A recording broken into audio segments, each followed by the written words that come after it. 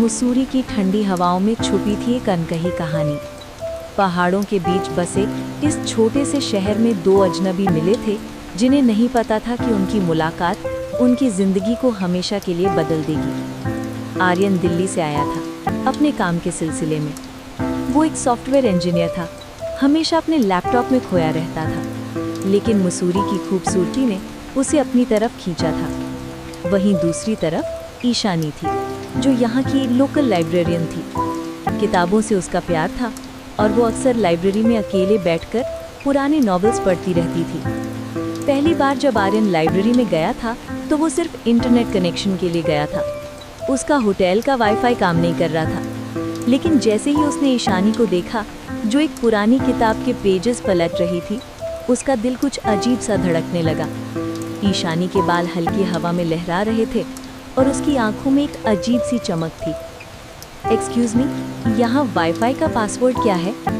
आर्यन ने धीरे से पूछा था।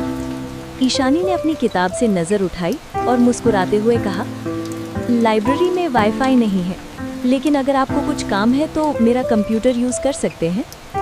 यही था वो पहला मोमेंट जब दोनों के बीच बातचीत शुरू हुई। आर्यन को लगा जैसे टाइम रुक गया हो। ईशानी की आवाज़ में एक अजीब सी मिठास थी जो उसके कानों में बसती जा रही थी। अगले दिन आर्यन फिर लाइब्रेरी आया। इस बार उसके पास कोई बहाना नहीं था, वो सिर्फ ईशानी से मिलना चाहता था। आज कौन सी किताब पढ़ रही हैं? उसने पूछा। रस्किन बॉन्ड की एक कहानी। आपको पढ़ना पसंद है? हाँ, लेकिन टेक्निकल बुक्स ज़्यादा पढ़ता हूँ, फिक्शन कम ही पढ़ा है, आर्यन ने सच्चाई से कहा। ईशानी की आंखों में एक शरारत भरी चमक आई।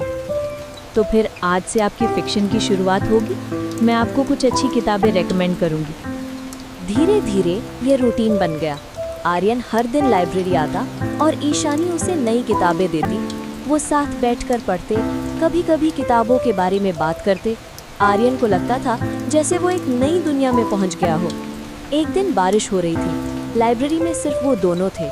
ईशानी ने चाय बनाई और दोनों ने विंडो के पास बैठकर बारिश देखी। मुझे बारिश बहुत पसंद है, ईशानी ने कहा। इसमें एक अजीब सा सुकून है। मुझे भी, आर्यन ने कहा। लेकिन दिल्ली में बारिश का मतलब ट्रैफिक जाम और पोल्यूशन होता है। यहाँ बारिश बिल्कुल अलग लगती है। वो मोमेंट था जब दोनों को एहसास हुआ कि वो सिर्फ दोस्त नहीं रह गए थे, उनके बीच कुछ और था, कुछ ऐसा जिसे वर्ड्स में बयान करना मुश्किल था।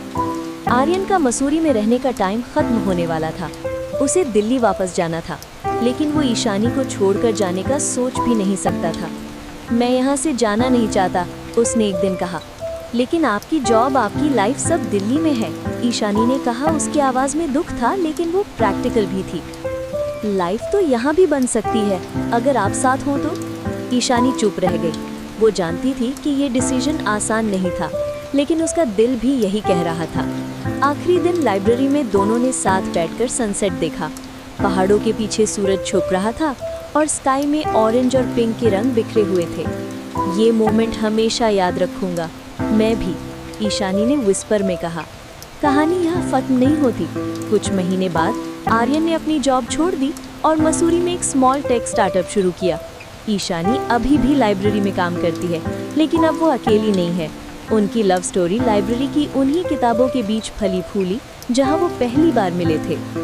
आज भी जब कोई उस लाइब्रेरी में जाता है तो वहाँ के कॉर्नर में दो चेयर्स रखी हुई दिखती हैं, जहाँ आर्यन और ईशानी बैठकर किताबें पढ़ते थे। लोकल लोग कहते हैं कि वो चेयर्स अब भी उनका इंतज़ार करती हैं, हर शाम सनसेट के टाइम पर।